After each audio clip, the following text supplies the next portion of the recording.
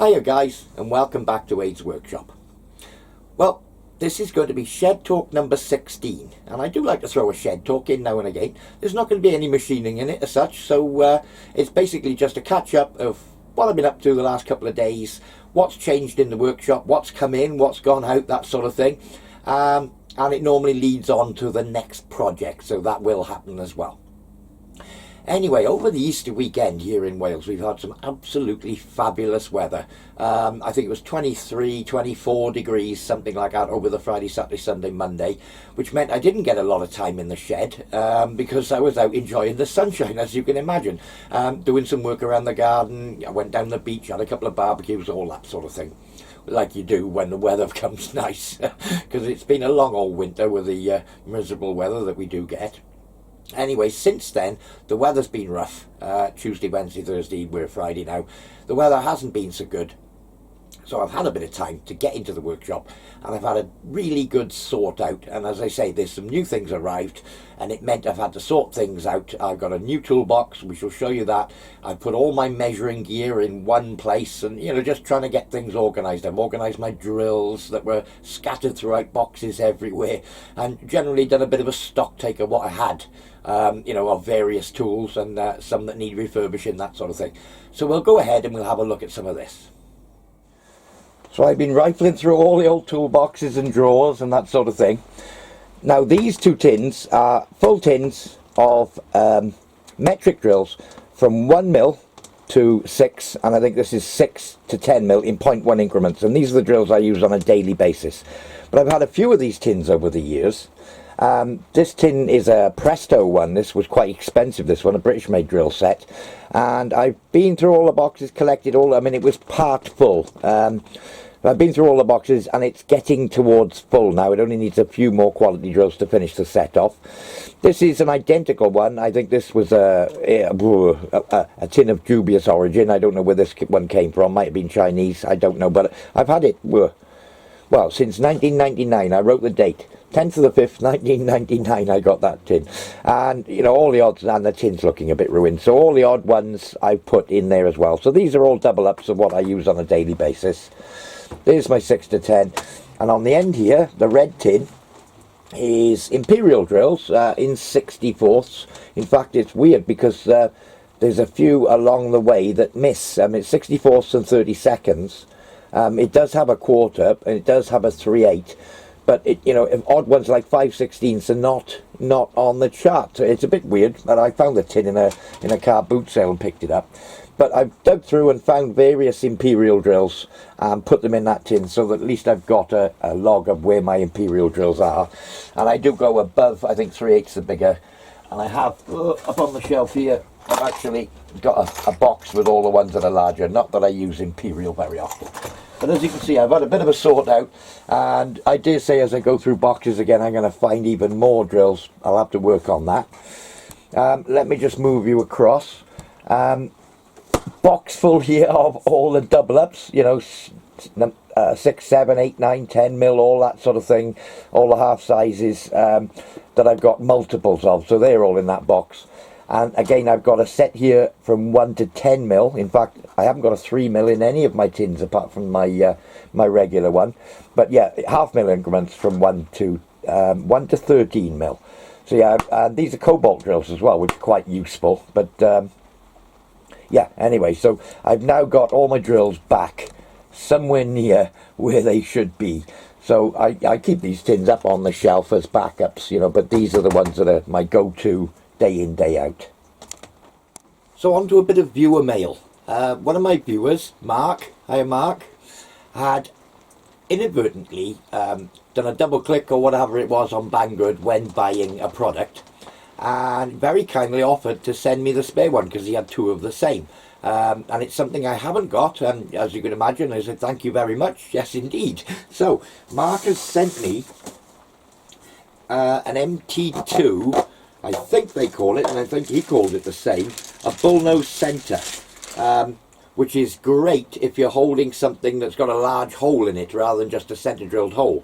and for, you know, various components and what have you. So it'll go straight in my tailstock, and it's a bull nose centre. So Mark, once again, thank you very much, and I'm sure we're going to put it to use. And actually feeling it, the bearing feels quite nice in there. We'll give it a try. So that's a bit of viewer mail, and thanks again, Mark. So I've been treating myself.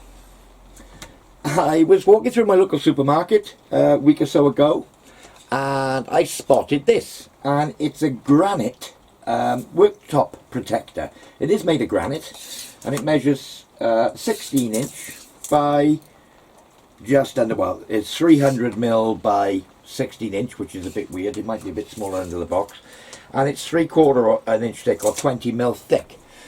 Now, how flat it is, I don't know, but it's flatter than the kitchen worktop, which is my bench tops in the workshop, and it's probably about the flattest thing I've got in here.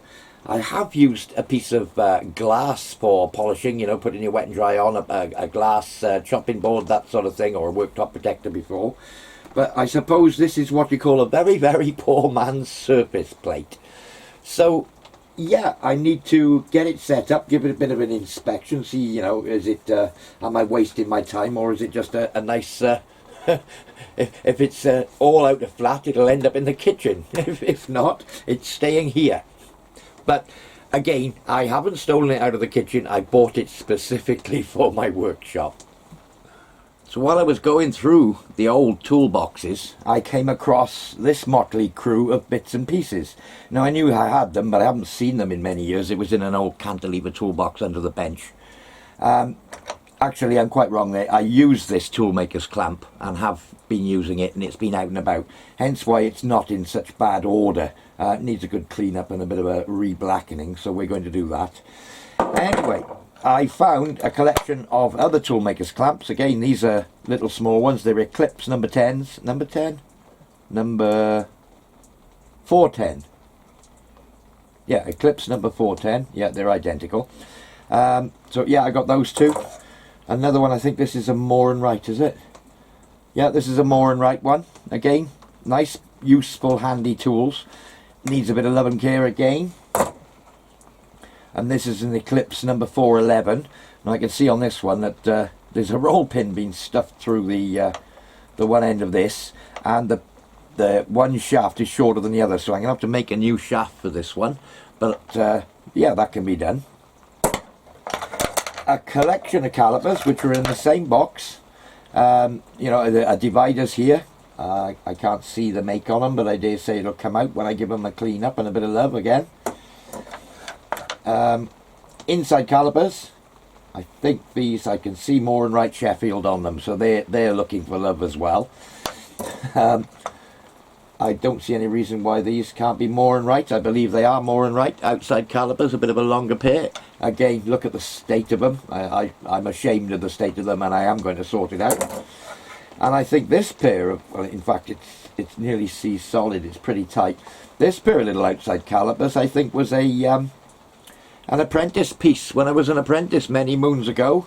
Little pair of outside calipers. It would have all been filed from the sheet stock, and then a pin and nut turned up, you know, to act as the friction pin with a shoulder on it. But yeah, that's going to want sorting out as well. And I found an interesting pair of calipers. I can just about make out Werner, B-E-R-N-O-R. Not quite sure. I'll come back to you on that one. But these ones have a scale on here, which is unreadable, but I'm not too worried about that. You can always put a rule on it, and you can lock it off on a position, and then you can fine adjust on here as well. So yeah, I quite like those. There's a little spring on the inside. Again, the points want sorting out. A nice thumb wheel on there, nice hand wheel on here. I'll be interested to see who made these, but I'll give them I'll give these some love as well, give them a good clean up. So what I'll probably do is take you through cleaning, you know, one pair up. If you don't want to see the repetitive thing. In fact, yeah, I'll probably might even start with these ones, but I'm going to clean this pair up first. I think what I'll do is I'm going to dunk them all in some WD-40 overnight just to loosen things up, and then get on with the wire wheel and the wire brush and all that sort of thing. Now what I did come across was this. It's a scribing block to be used, you know, on a surface plate, which is handy because I've now got, well, a lump of granite. Whether we call it a surface plate yet or not, I don't know. But for me to test it out, I'm going to need to be able to sweep a clock. So it's got the little swivel, the base all cut. In fact, the base, it must have been sat on its base because that hasn't rusted too badly. But again, we can sort that out. The lower part of the swivel arm is there, the sleeve is missing, the rod is missing, and all the other parts with the scriber. It's a Moore and Wright number 405. So I think what I'm going to do going forward is make all the missing parts off this. I'll keep my eyes open, you know, car boot sales, that sort of thing, and I can't say as I've seen them about, but yeah, I think it'll be an interesting little project to restore all this, re-blacken it all. You know, make up the rod. It's only going to be a turning job. It might even be a set size in silver steel for the rods, to put a couple of balls on the end, that sort of thing. So yeah, I think that'll be an interesting little thing, and I'll come back to you guys on that as we go along. So the arrangement of toolboxes on the back wall has changed somewhat. The two on the right hand side were, the bottom one was there before, but that's not the box that was on top of it, I don't believe, or is it? No, it isn't. That's a different box. That was the one that was on the left. The box on the left hand side here was the one behind the lathe that I had everything in and used to go to on a daily basis, and the wooden box in the middle is a new one. So yeah, I've basically decided to keep all my measuring equipment, and in fact what I'll do is I'll bring you up a bit closer. So in the top there I've got my machinist vise is here, my toolmaker's vise. There's a brand spanking new angle plate in that block, my milling slide, various fittings and bits and bobs that go with the milling slide, and my ball turner's now in there as well in the top.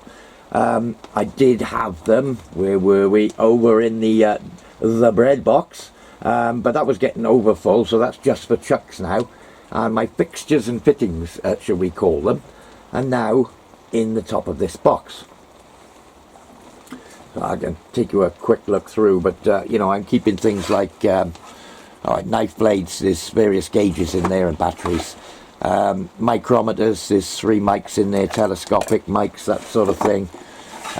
More micrometers in there, square, 0 to 1 and a 1 to 2, that sort of, you know, that sort of idea. Feeler gauges, rad gauges, various small springs, picks, that sort of thing in there. In fact, there's little packets of drills of 1.3, 1.2, various drills in there. This again, the nuts and bolts I use regularly with the milling fixtures. And oh yeah, I'm always talking about punch blanks that I use out of press tools. Well, I got a good selection of them there, and there's a few you know, keys for keyways, that sort of thing, that I've got all in one place. So yeah, I mean, I'm trying to get a bit more organized. What have I got in here? Mitutoyo caliber, sine bar, a loop, edge finder, lever DTI.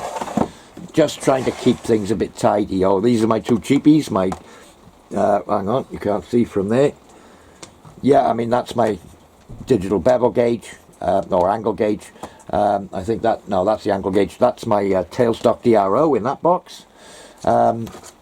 Adjustable parallels, micrometer blue, various spot points, that sort of thing.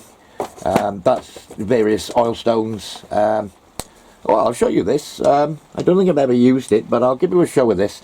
In fact, I got 1 micrometer, which I'm quite, well, 2 mics that I'm quite proud of, which I very rarely use. And this little device, which I think I picked that up in a car booty as well. So I'll show you these. So yeah, the item in that little packet is a little Mitutoyo thickness gauge. Hang on, let's just set it to 0. Right, okay. Yeah, I mean, it basically measures from 0 to 10 mil. And it's a dial gauge, and we'll measure from, well, in fact it'll go beyond 10, it'll go 10 3/4 mil, but yeah, 0 to 10 mil, as you can see, with the 2 needles in there. I suppose if you were measuring the thickness of material or card or paper or something like that, it would be, you know, the ideal thing for it. But it's not a job I have to do very often. But yeah, I mean, I think I picked it up in a car booty and it's brand new. It doesn't look like it, don't think, a pocket thickness gauge is what it's called. There we are on the back. And well, it's had next to no use, I wouldn't have thought. Anyway. And then I'll bring this one in. In fact, I need to get a replacement tin for this. I mean, this is an old Moore and Wright tin. If you can tell it's a Moore and Wright by the shape with these, the swoop in front on it. I mean, it is an identical tin. So it's an old Moore and Wright tin that's lost its cladding. But inside here, I have a Brown and Sharp metric mic, 0 to 25mm. And this thing, I don't let it, in fact I got a bit of dirt in there, I don't let it out of my sight, and it is my, as you know, I work in metric all the time, it's the final word in is it right, isn't it right. So yeah, I mean, Brown and Sharp, famous American company, and it's right up there, you know, you've got Starrett, Brown and Sharp, that sort of thing. Yeah, in fact, I did bring this out and put a bit of oil on it, probably a week ago. But yeah, I mean, it's absolutely perfect. This is, I'm trying to put an age on it. I have had it nearly 40 years. It was given to me by an old tool maker who never worked in metric and had been thrown in his box. He was working in the company I worked for during the Second World War, and I believe this was one of the tools that was sent over by the Americans to help Britain with the war effort. So I'm going to say that this is probably 1940s at a guess. I could be wrong. It's a number 12, 100th of a millimeter. Let's have a look, see if we can bring you in on that. Brown and Sharp Manufacturing Company, Providence, Rhode Island, USA, number 12. And exactly the same written on the barrel there with a couple of patent numbers and what have you. But yeah, I mean, I really do like this mic, and it's just got a feel to it. It's lovely. Yeah, I mean, I do try and keep it out of the rust and what have you. It hasn't lived in rusty old toolboxes, you know, that sort of thing. In fact, I've got a couple of spectacles cases in the house from old pairs of glasses. I think I'll treat it to one of those. But yeah, nice mic. Just a note for newbies. You know, obviously I'm talking old hat to people who've been in machining, but when you put your mics away, especially, well, 0 to 1s especially, don't put it away with the anvil shut. Always wind back a couple of turns. If you wind it, the reasoning for it, if you've got the anvil shut and say it was a really warm day when you shut it and it gets colder, the metal will contract and you're putting pressure on between the 2 points. So just wind it back a little bit. And again, if it gets dropped, it's more likely to cause damage with them shut. So yeah, for your newbies out there, when you put your mics away, don't close the anvils. Now look at the state of this. This is donkey's years old. I put this at the same age as that Brown and Sharp, probably 1940s. And this is, oh, let us see if we can see it in the camera. J.T. Slocum and Company, Providence, Rhode Island. Again, it's a 1 to 2 inch. Yeah, I mean, it's no friction thimble on this one. Yeah, I haven't got a standard with it. In fact, that's something I'm going to look out for. But yeah, 1 to 2 inch mic comes in handy. Takes me back to my Imperial days when I used to do a lot more Imperial work, but more metric work now. So yeah, that's the last of the mics, honest. So as I was saying earlier, it's tipping down with rain. I did get a bit of footage of me fitting some decking lights. I don't think I've got anything of them actually going. I'll probably have to wait for the next fine day for that. But I'll throw a bit of footage of that in. If it does dry up, I'll throw a bit of footage of the odd bits and bobs I've done around the garden, that sort of thing, if anyone's interested. But it's a work in progress, and there's a method to my madness. Now, as we all know, one has to appease the wife now and again and keep them happy. So I've done quite a bit of work in the garden, as I've been saying. Sorted out, you know, little gravel in the beds, done pot plants, done all sorts, as well as the new decking. And I finally got a remit to extend my shed. The back wall, which is behind that way, behind you as you're looking at me, is going to move out from where it is now by, I think it's about 4 feet. And that's going to give me 6 by 4, 20 square feet more, which, yeah, I suppose is milling machine territory. Anyway, watch this space. I'm going to build on the extension myself, nice and sturdy. I don't know whether you can see from the shed I'm in now, but it's this featherboard sort of stuff that it's made of. But I'm going to do tongue and groove for the extension. And then, you know, as time goes by, at least the extension, I won't have ivy growing through the walls. See what I mean? Ivy growing through the walls behind my spanner rack. And it does grow through in various places in the shed. And of course I get my pet spiders.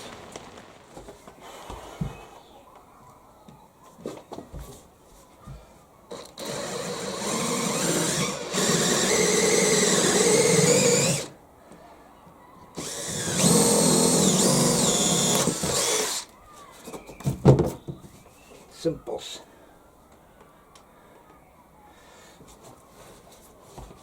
The other one is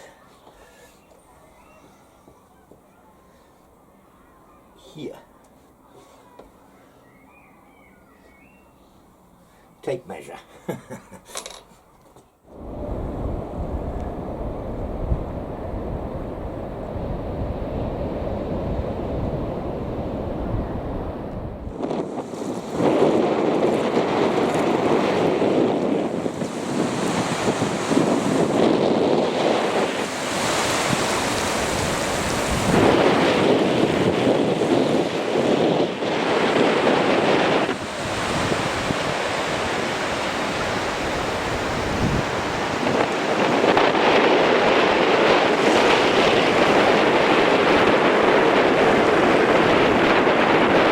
So guess the weight. 101 grams. Oh, let's put that one off to that side, bring the other one in. 101 grams.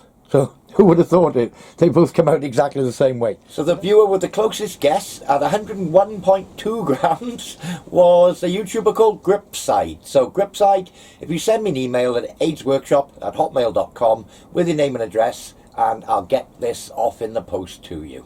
So anyway, well done. You were almost spot on with your guess. We had a wide variety of guesses. Anything from sort of 75, 80 grams up to 300 grams. But yeah, 101 grams is what they actually weigh, both of them. So well done, Gripside. So I haven't shown any of my watch collection for a while. I normally do that in a shed talk. Haven't done it for a while. I think the previous one, not sure, I think it was a Satina one that I showed last time. I'll do a little clip of that. And this is the oldest watch that I have. Now this is a Satina watch. I believe they were founded in 1888 in Gretchen, Switzerland. Anyway, this particular watch is, to the best of my knowledge, and as much as I can work out from the serial number, is 1952. So it's got, you know, a good bit of age to it. In fact, it's quite a bit older than I am. Anyway, it's base metal case. It's brass, I believe. It's showing some signs of wear. It's got like a chromium plating on it, or, you know, a silver coloured plating. It's wearing through where it's been worn over the years. I put a new strap on it, you know, a new black leather strap. The one that was on it when I bought it was looking a bit tatty. Manual winding watch. And it's just nice to have a bit of Swiss-made quality history behind it, being a Satina. I've been wearing a watch during this episode, during the filming, and that's what reminded me. So I'll give you a look at this one. So this is an unusual watch. Well, you know, they're not rare, but it's a Vostok, so it's a Soviet Union watch from the Cold War period, and it's a Soviet what's called the Vostok Scuba Amphibia, and there's various versions of it, and this one's got the Scuba Dude, and it's a waterproof watch, and it's got a bit of a unusual history in that when the Soviet wanted a military watch for their sort of, I don't know, scuba divers or what have you, or, you know, Marines, let's call it, they needed a waterproof watch, you know, that would do 200 meters, that sort of thing. And Vostok, who were producing military watches for the Russian military before that, I believe it was in the 60s, were commissioned to design and build a diver's watch for them. They didn't go down the route that many of the Swiss do in building like great heavy duty watches with thick crystals and what have you to take the pressures of depth and all that.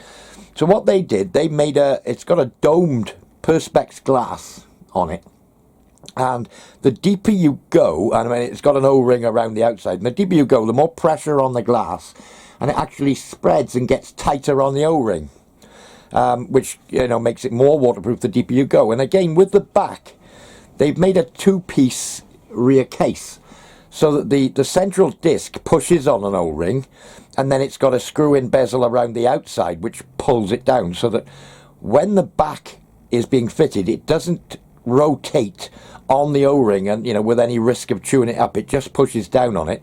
It's tightened up by the outer ring, and then obviously the more sea pressure, the more pressure is pushed on this back, which seals it even deeper.